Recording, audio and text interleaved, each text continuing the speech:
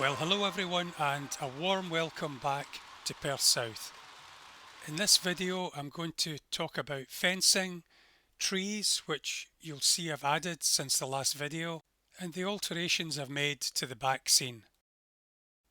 So without any further ado, let's first of all talk about fencing.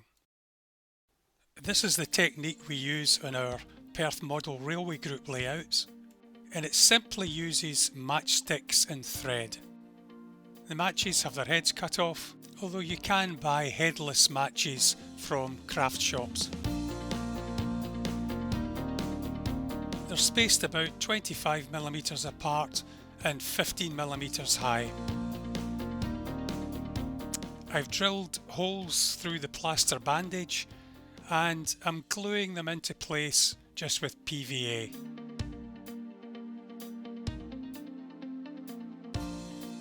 Fencing should be in straight lines, so I've already measured out and placed some matchsticks at the points where the fence takes a bend, with the intermediate matchsticks being as far as I can manage in a straight line. Now, because the drill, when I drilled the holes, sometimes gets pushed aside by the wire mesh underneath, the matchsticks aren't all in a perfect line, but as close as I can get to that. The fence posts are all painted a brown colour. Next we add the thread representing the fence wire. I use a greyish silver thread.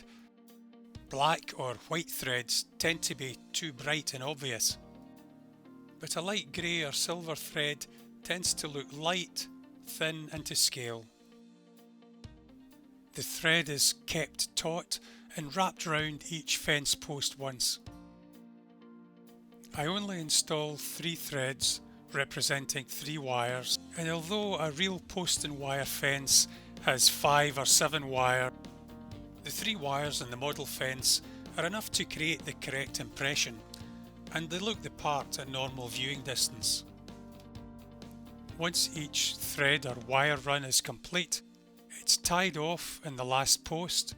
The thread's checked to make sure it's in line and at the correct height before a small drop of super glue is added at each post, gluing each wire in place.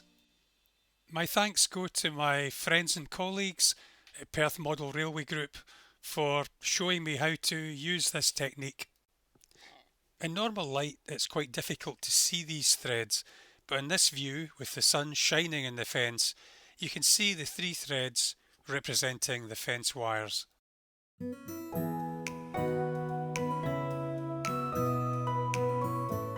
For the dry stone walling in the top of the hill, I started off using Scaledale dry stone wall, which you can see in the right hand side of this view, but then I wanted the rest of the wall to be curved and the ground is quite undulating as well, so I've used the flexible rubberized dry stone walling from Osborne models.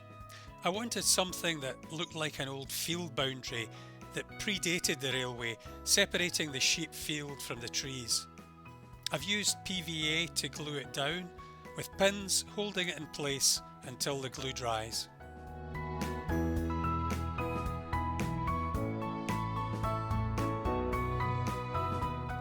So with the dry stone walling complete, I wanted to add some trees to the top of the hill.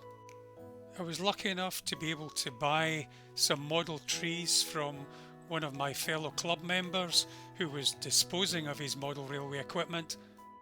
Some of the trees were a little bit the worse for wear, so I painted on some watery PVA and sprinkled on some flock just to bush them out a little bit and cover the bare patches. But I wanted to try making a few trees of my own. The technique I wanted to try was the tree spinning method. And the best place in YouTube to see this, in my opinion, is the Southern Alberta Rail channel, where hundreds of trees have been created. I've put a link above so that you can check out yourself. Once again, it's a technique used in our local model railway club, and thanks go to my friend Bill for helping me get to grips with this technique.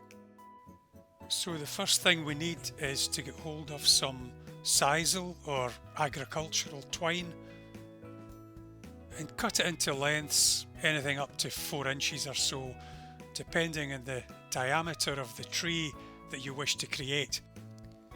Each cut piece of sisal then has to be separated out into its individual strands.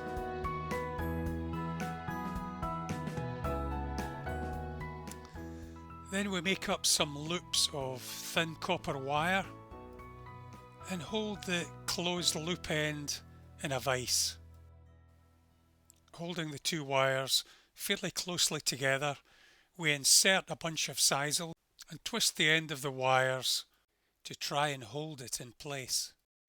We then spread the sisal out over what will become the trunk of the tree, and then fit a drill and spin the copper into a tight twist.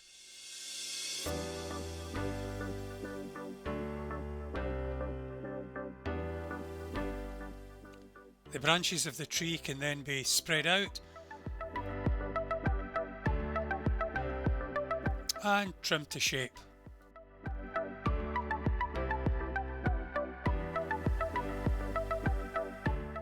Next, we take them outside and spray them brown.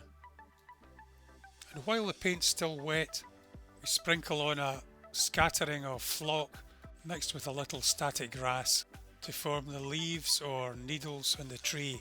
You can keep repeating this process using spray glue and different colours and sizes of flock to achieve different effects.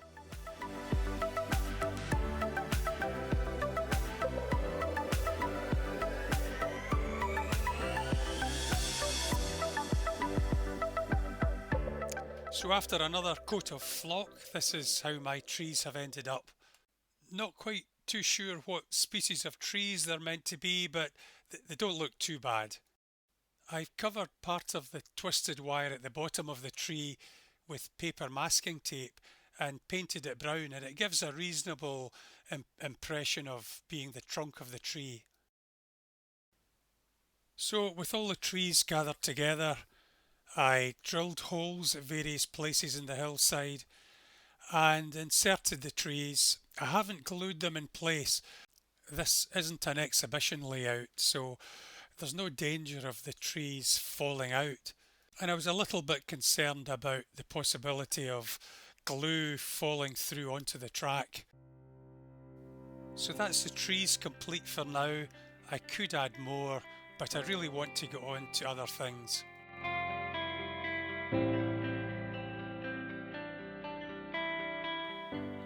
The final part of this video is about the Backscene. Now, those of you who have seen my earlier videos may recall that the Backscene is based on views of the hills around Perth and Perth itself from the hillside close to where I live. It's quite heavily photoshopped to join a series of separate views into one panorama. And it loops round in itself so that the same panorama is actually used 3 times round the layout. But you'll recall that that left a strange townscape view right where I wanted my tunnel and hillside. So the first thing was to go back to the Affinity photo editing software, and the following's a brief description of how I went about altering it. So I'm going to use the clone brush tool, which is this item over here on the left hand side, and what I'm going to do is use this area of trees and extend it over in this direction to the left and do away with all these buildings and open countryside. And the way this works is that if we hold the cursor in the middle of the trees and left click Alt, it sets a target in this area. And then if I move my cursor over to the left hand side here and left click again, it recreates the target area in the area that I'm now painting. And I can carry on filling in this area all the way across Now every so often I can move it again so that I'm not duplicating the same area too often. I'll move the back scene across and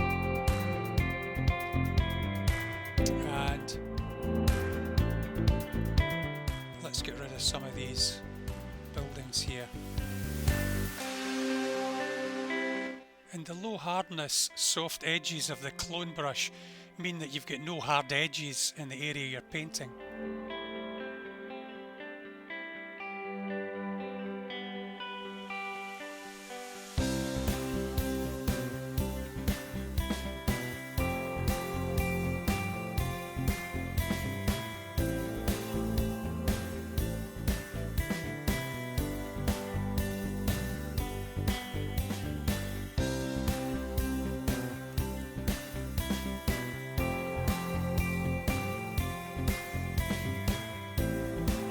So this is the final replacement left-hand end of the panorama. You can see the final houses at Friarton here in the quarry, merging into the hillside, the existing trees, and then that's been extended all the way along to the very end of the left-hand side. Now, part of this will actually be cut out as it's only the top part of this which will be seen above the hillside. So this completed image was saved at a setting of 300 dpi. That's important for the eventual quality of the printed document. It was split in two. The sizes were adjusted slightly to fit in with the printer's requirement. And I used the same company that I used previously, a company called Scaleology, to print out the two images. So here you can see the old Backscene and the new prints side by side, and you can see that the townscape has been completely overtaken by trees. The old Backscene prints were stripped off the old hardboard backboards and they were cleaned up ready to receive the new panoramas. The new prints overlap somewhat with the existing boards, so the first thing is to trim them to the right size.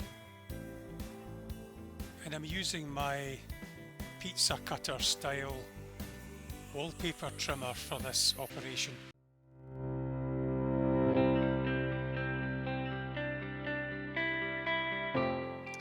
I'm using a technique shown by Richard from Everard Junction, using sticky back double-sided tape to hold down the ends of the print prior to gluing the rest of it down. So now I can start gluing the paper to the Backscene, and the secret here again from Richard Everard is to use the very minimum amount of PVA. It's not wallpaper, you literally just need to have a slight sheen on the backboard and do a short stretch at a time so that because it does dry out very quickly.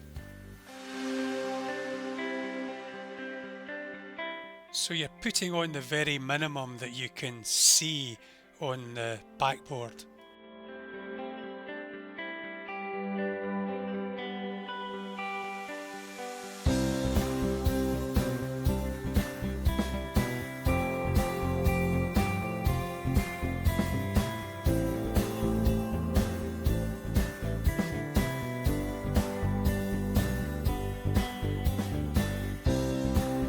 Again, when we come to the end of the board, double-sided sticky tape is used to hold down the end of the Backscene. Then we can turn the backboard over and trim off the edges of the paper.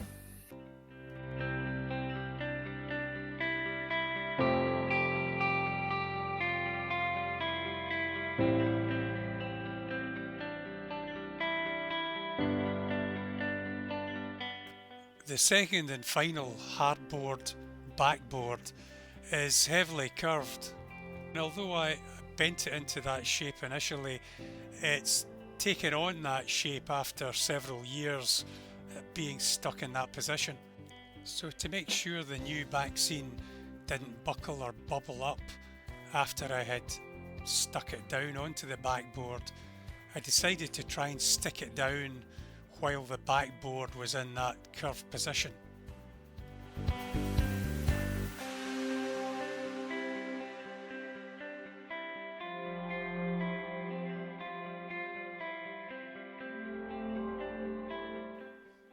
So finally it was time to get the new back scenes back onto their place in the layout. As before, I've used Velcro tape to hold the back scene at the back, and the bottom and the main weight of the back scene is held in place by either a solid piece of wood or a wood screw. And once again, this technique's been quite successful. It's a bit of a fiddle, but they did fit in place quite nicely. As you can see, there's a slight change in shading between the old part of the back scene and the new, but to be honest, it's not too bad, and certainly I'm quite happy to live with that. And I'm pleased to say, as you can see from this view, there's no sign of any blistering or buckling of the paper anywhere along the back scene. Well, that's it for this video. I'm quite happy with the way things have turned out in this corner of the layout. I'm looking forward to getting this next bare section of board done, and then I can get on to the MPD proper, and that's going to be a really interesting challenge. I'll finish with a few running shots, and if I don't manage to get another video out, have a lovely Christmas and a fabulous New Year. Thanks for watching. See you soon.